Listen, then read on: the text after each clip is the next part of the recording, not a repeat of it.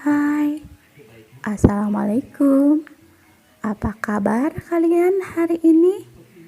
Semoga kalian dalam keadaan sehat ya.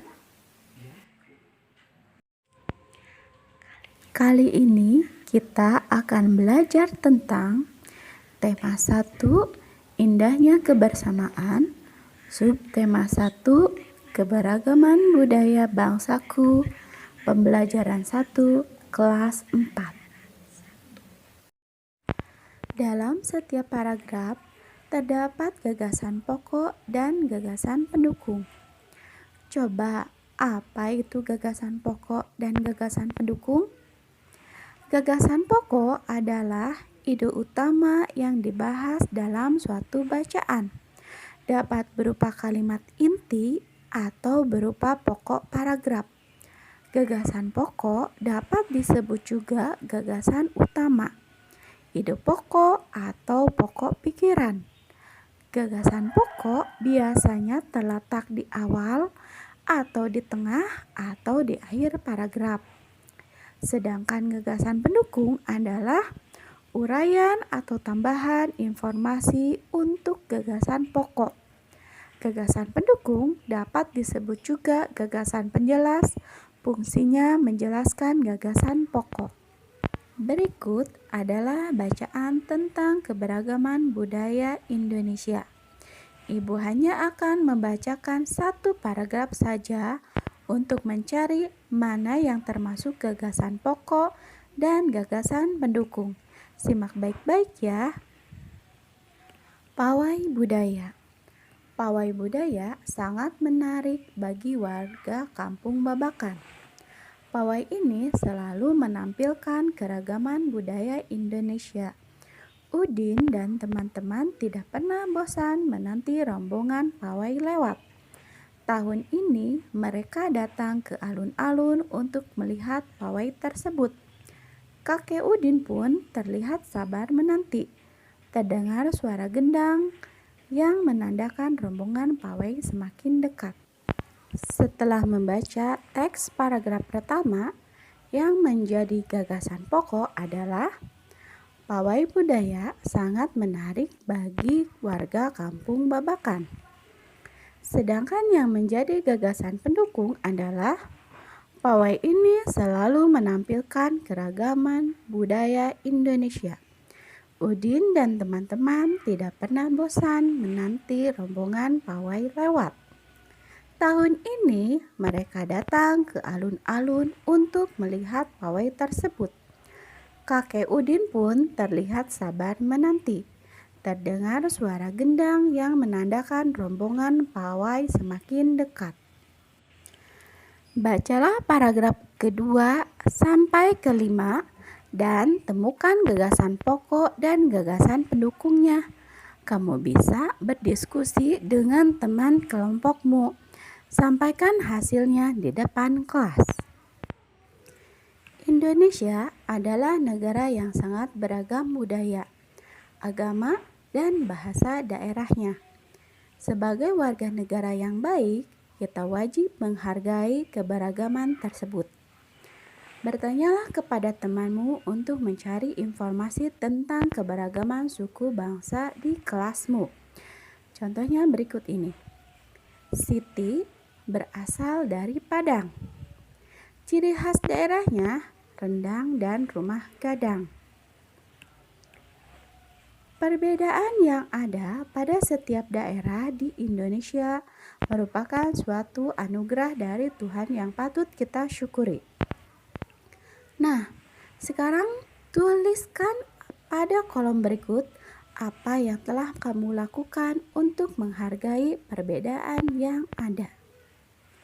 Kamu juga bisa menuliskan contoh-contoh sikap tidak menghargai keberagaman yang kamu ketahui.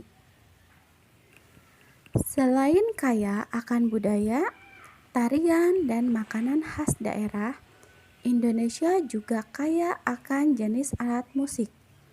Berikut adalah contoh alat musik yang dimiliki oleh berbagai suku di Indonesia. Cara memainkannya berbeda-beda. Kecapi yang berasal dari Jawa Barat dimainkan dengan cara dipetik. Angklung yang berasal dari Jawa Barat dimainkan dengan cara digoyangkan. Saluang yang berasal dari Sumatera Barat dimainkan dengan cara ditiup. Kendang yang berasal dari Jawa Barat dan tifa dari Papua dimainkan dengan cara dipukul. Tulislah nama alat musik tradisional lain yang kamu ketahui. Jelaskan asal alat musik itu, cara memainkannya, serta cara terjadinya bunyi pada alat musik tersebut. Kamu telah mengetahui berbagai alat musik dan cara memainkannya. Tahukah kamu bahwa di sekitar kita juga banyak sekali benda yang dapat menghasilkan bunyi? Ayo, kita pelajari lebih lanjut tentang bunyi. Amati benda-benda yang ada di sekitarmu. Ambillah 5 benda yang kamu anggap sebagai sumber bunyi. Pastikan bahwa benda yang kamu temukan berbeda cara membunyikannya, seperti ditiup, digesek, dipetik, dipukul, atau ditekan. Catatlah hasil pengamatanmu pada tabel di bawah ini. Tuhan Yang Maha Esa menganugerahkan kita indera pendengar. Melalui indera ini, kita dapat mendengar dan menikmati hasil karya seni budaya yang beragam. Ayo kita cari tahu lebih lanjut tentang hal tersebut. Bagaimana cara menghasilkan bunyi yang lebih keras atau lebih pelan? Segala macam bentuk bunyi berasal dari benda yang bergetar. Getaran dari suatu benda akan mengakibatkan udara di sekitarnya bergetar. Getaran tersebut menimbulkan gelombang bunyi di udara. Benda-benda yang bergetar dan menghasilkan bunyi disebut sumber bunyi. Secara berkelompok, bunyikanlah berbagai jenis barang seperti botol, sendok, ember, dan tutup panci. Usahakanlah agar bunyi yang dihasilkan enak didengar. Berikut adalah cara pembuatan benda-benda yang ada di sekitar kita sebagai sumber bunyi. Halo, Assalamualaikum. Kali ini Ibu akan mempraktekkan cara membuat sumber bunyi dari benda-benda di sekitar kita. Nah, di sini sudah ada sedotan, gunting, kaleng bekas susu yang sudah dilubangi di kedua sisinya, ada balon, ada botol air mineral yang sudah dimasukkan batu kerikil. Nah, yang pertama adalah kita akan mencoba membuat peluit atau trompet dari sedotan. Nah, yang pertama kita gunting dulu sedotan sekitar 5 cm seperti ini. Nah, kemudian kedua ujungnya kita gunting membentuk segitiga.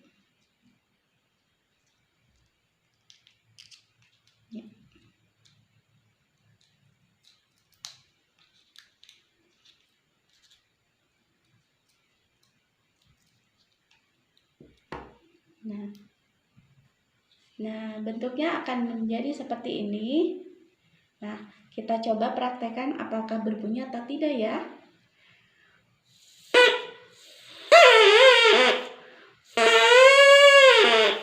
Wah, ternyata berbunyi ya.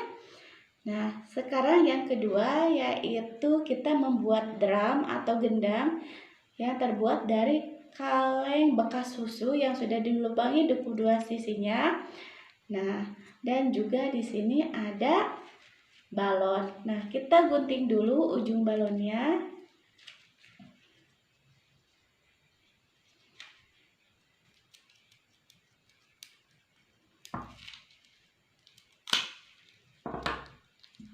Nah, akan menjadi seperti ini. Nah, sekarang kita masukkan.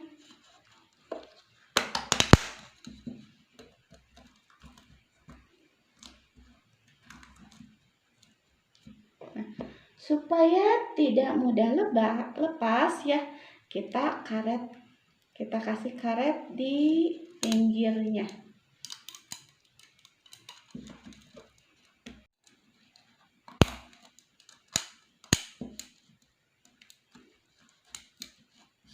Nah, jadi seperti ini.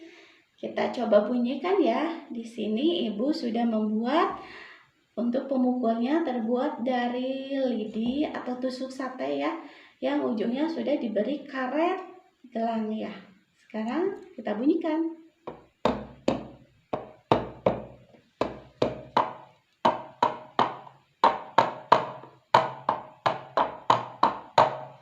Nah, ternyata berbunyi juga ya.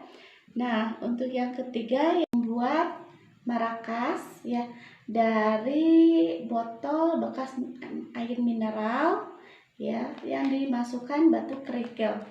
Nah, seperti ini.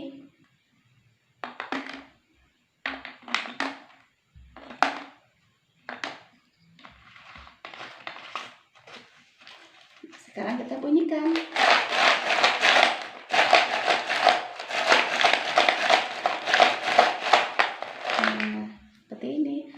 Mudah bukan cara pembuatannya? Nah, sekarang kita coba membunyikan semuanya.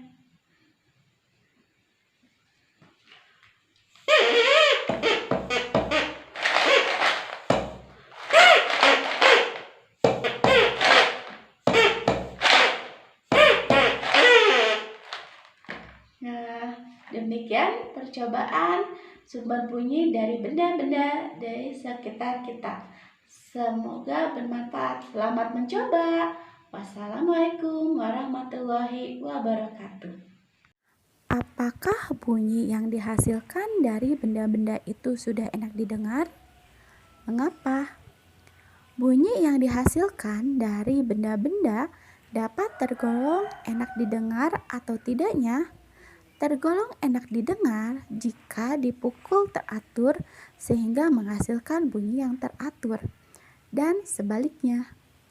Benda-benda tersebut mengeluarkan bunyi karena adanya getaran dengan benda lain. Apa yang dapat kalian lakukan dalam sebuah kelompok sehingga alat-alat yang kalian mainkan menghasilkan bunyi? Dengan membuat benda tersebut bergetar, kita dapat melakukannya dengan cara meniup, memukul, dan mengocok-ngocoknya. Bagaimana caramu dan anggota kelompokmu bekerja sama agar alat yang beragam itu menghasilkan bunyi yang enak didengar? Cara agar alat yang dimainkan menghasilkan bunyi yang enak didengar adalah dengan cara memadukan bunyi pada masing-masing alat secara teratur. Misalnya, sedotan dibunyikan dengan cara ditiup seperti peluit atau trompet. Botol dibunyikan dengan cara dikocok-kocok seperti marakas. Dan kaleng dibunyikan dengan cara dipukul seperti drum. Dalam kehidupan sehari-hari, banyak perbedaan yang kita temui, mulai dari perbedaan agama, suku, ras, hingga warna kulit. Sebagaimana halnya sebuah permainan musik yang terdiri atas berbagai alat, kehidupan nyata yang penuh dengan perbedaan pun dapat berdampingan dengan baik, asalkan setiap orang dapat saling menghargai keberagaman. Demikian tema 1, indahnya kebersamaan, subtema 1, keberagaman budaya bangsaku, pembelajaran 1 kelas 4. Semoga bermanfaat. Wassalamualaikum warahmatullahi wabarakatuh.